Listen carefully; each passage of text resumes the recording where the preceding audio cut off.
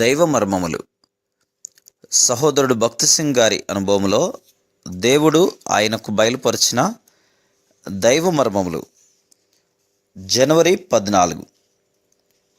ఈలాగున దావీదు అమాలేక్యులు దోచుకొని పోయిన దానినంతటినీ తిరిగి తెచ్చుకొనెను.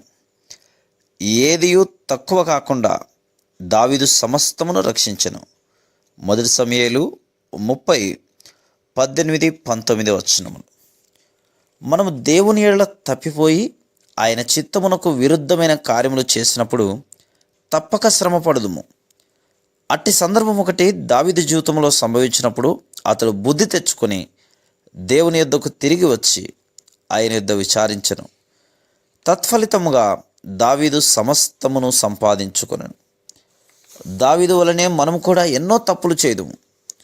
మనం తిరిగి జన్మించిన వారమై ఉండి ఆయన ప్రేమను రుచి చూచిన వారమై ఉండి ఆయన చిత్తమును ఎలాగూ కనుగొనవలనో ఎరిగిన వారమై ఉండి కూడా కొన్ని పర్యాయములు ఆయన చిత్తమును కనుగొనట్లో తప్పిపోయి మన స్వంత జ్ఞానముతో కార్యములు చేయుదుము.